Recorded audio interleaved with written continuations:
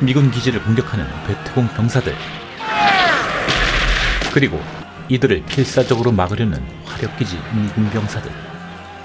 병력 손실이고 뭐고 간에 아무리 수월해도 끊임없이 밀려옵니다.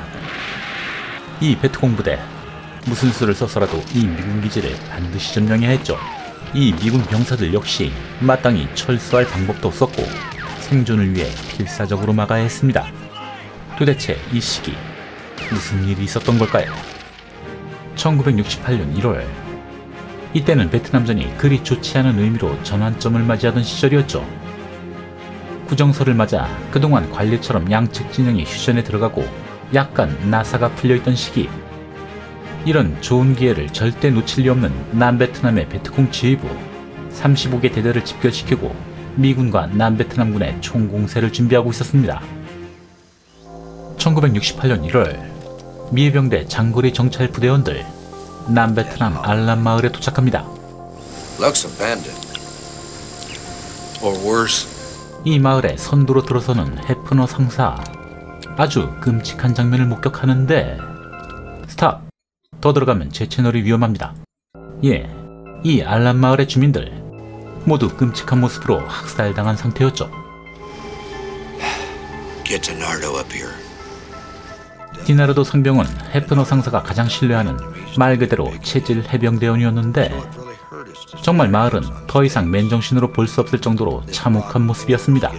We had been to this village before. The people were friendly. We liked them and they liked us. 자신들의 동족을 학살한 베트콩들, 그 이유는 바로 이 마을이 미군과 우호적으로 지냈다는 사실 때문이었죠. This is effective. Charlie's got this valley by the ball. 결국 이 마을을 모두 불태우고 다시 길을 떠나는 해병대원들. 최근 베트콩 부대의 움직임이 심상치 않음을 직감한 해프너 상사. 여느 때 정찰과는 분명히 무언가 분위기가 달랐습니다. 해프너 상사는 베트콩의 지하 벙커를 정찰하게 되는데 미군 포로들이 참혹한 모습으로 수용되어 있었죠. 예, 한 명 살아남았군요. 아무래도 더 이상 정찰을 진행하다가는 이 부대도 이 모양 이 꼴이 될 것 같습니다. 당분간 가까운 아군 기지 아무 곳이나 들려서 재정비할 필요성을 느끼는 해프너 상사. 그런데 아무리 봐도 이 베트남인들 민간인으로 보이지 않습니다. Any VC in your area? No VC here. Get on the horn. There's not a swinging dick here that ain't recruiting age. 벌써부터 교전을 준비하는 디나르도. 역시나 이들은 베트공이었죠.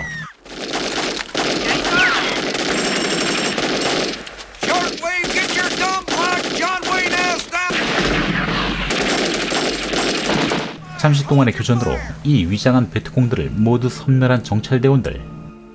가능한 한 빨리 아군 진영으로 가야 할 것 같은데. I want that chopper in here right now. Doing my best, Sergeant Major. Yeah, well, that's not quite good enough. Try harder. 성격 지랄맞은 해프너 상사 덕에 신속하게 헬기로 이송되는 정찰대원들. Where the hell are we going now? Some little goddamn fire base. Glory is the name of it. What? 아니나 다를까 베트공의 공격을 또 한 차례 받게 됩니다. 이렇게 연달아 공격을 받는 정찰대원, 그것도 아군 진영 근처에서.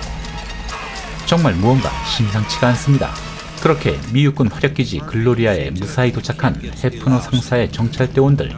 Where's your CO? He's in the CP jacking off. 어찌 부대 돌아가는 꼬라지가. Good afternoon, sir. You are the CO. 그런데 지휘관부터 정상이 아니군요. 약반 눈으로 약 빨고 있는 지휘관. 이런 분위기에 이 지휘관 절대 믿을 수는 없겠죠. 아무래도 이 부대를 재정비해야 할 것 같은데. Sergeant Major, I would say this is a perfect time for a change of command. 부대를 이 꼬라지로 그냥 두면 공세를 준비하는 베트콩에게 점령되는 건 시간 문제겠죠. 게다가 이들을 계속 관찰하는 시선. 그날 밤 I don't want him killed. No problem. 유탄 발사기로 전방에 한 발, 그리고 취소에 한 발. 예, 이제 이 부대는 해프너 상사의 것입니다. 그리고 때마침 정찰을 마치고 혼자 살아 돌아온 이 부대의 부사관. 예, 이 부대에도 정상적인 군인이 있긴 있었군요. Who are you? Sergeant Major Hafner. Unconscious down in sickbay. We had incoming last night. Mortar got him. Well, you're my first sergeant now, Jones. Crap's gonna hit the fan, Top. And this fucking place ain't prepared worth a shit. 예, 말뚝 상사 해프너 상사의 직감은 정확했습니다. 부정공세를 준비하는 베트콩 부대. 글로리아 기지 공격을 위해 집결 중이었죠.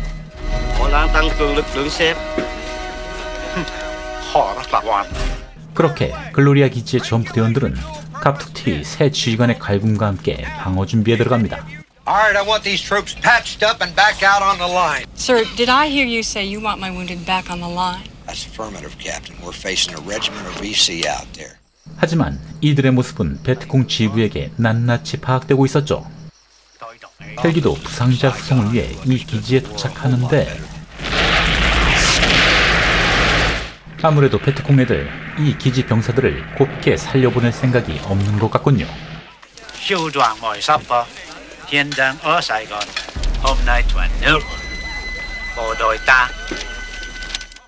이렇게 베트콩은 글로리아 기지 점령뿐만 아니라 남베트남 전역을 공격할 만반의 준비를 하고 있었죠. 1968년 1월 28일 새벽, 드디어 베트콩의 계획대로 4.20 기습 공격이 시작되었습니다.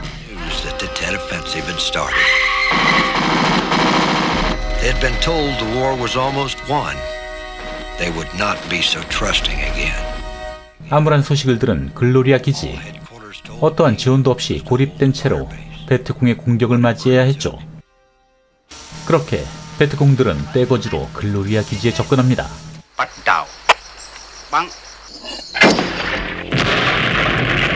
역시나 박살이 나기 시작하는 글로리아 기지.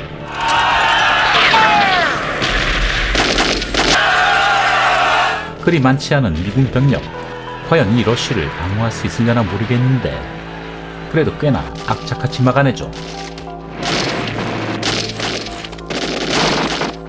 전방기지가 점령되면 다시 후방기지로 후퇴하고 그리고 다시 반복되는 공격.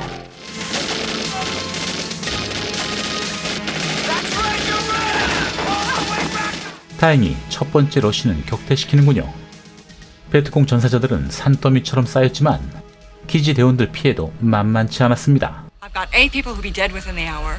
We're running out of morphine. We are on our own. There will be no resupply. 곤란한 건 베트콩 지휘부 역시 마찬가지였습니다.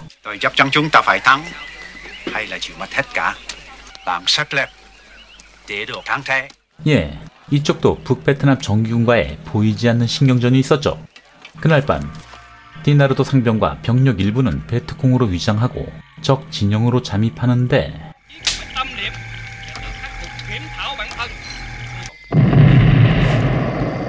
아주 반갑지 않은 선물을 보내주죠. 하지만 선물을 받은 건 베트콩만은 아니었습니다.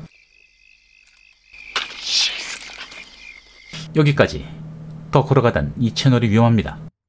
예, 전방진지 경계병들 모두 헤드가 날아간 상태로 발견이 된 거죠. 그리고 또 시작되는 베트콩의 공격.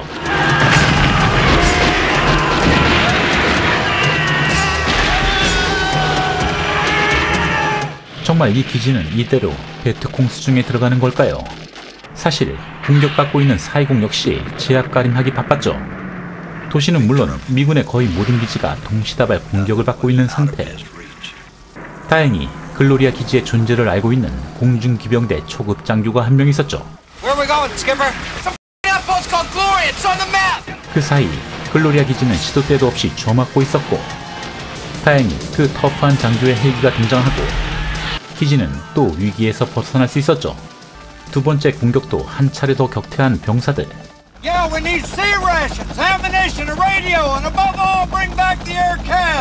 그렇게 헬기는 부지런히 보급품을 전달해줍니다. The choppers would bring what they could, but it didn't change the bottom line. We were surrounded, outnumbered, but no place to go. Good luck, General! 그렇게 헬기는 떠나버리는데 기왕 여기까지 온 거 그냥 가기엔 섭섭했죠. 기지는 만신창이가 되어 있었지만 적이 언제 들이닥칠지 모르니 다들 잠 한숨 편하게 잘 수 없었죠. 역시나 또 러쉬합니다. 기지를 반드시 점령해야 했던 이 베트콩 부대.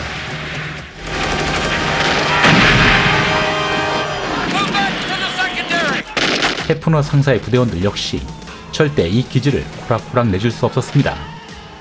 빼앗으려는 자와 지키려는 자들의 몸부림, 그리고 그건 정말 천운이었습니다. 그렇게 베트콩의 마지막 총 공세는 간신히 저지되고 글로리아 기지는 겨우 살아남을 수 있었죠. 미군은 미군대로, 베트콩은 베트콩대로 정말 많은 병사들이 목숨을 잃었습니다. Và ngày tháng của mặt trăng, chúng ta mất 55 năm. Đó là chỗ đỉnh qua Hà Nội. 1968년 1월 남베트남을 기습 공격했던 구정공세.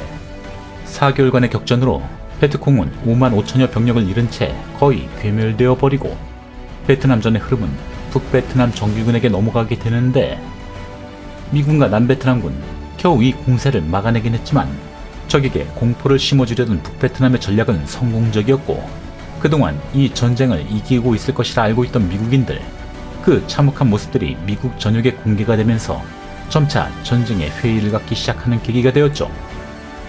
하지만 종전까지는 아직 6년의 시간이 기다리고 있었고, 그 기간 동안 이 베트남전은 절대로 격려받지 못하는 불행한 전쟁이 된 채 진행되었습니다. 아마도 전장에서 멀리 떨어져 있는 자들이 오히려 더 호전적이었던 전쟁이었겠죠. 구정공세와 함께 고립된 전술기지를 사수하려 했던 병사들의 이야기, 글로리아 소개해드렸습니다. 더 흥미있는 소재로 다시 찾아뵙겠습니다. 감사합니다.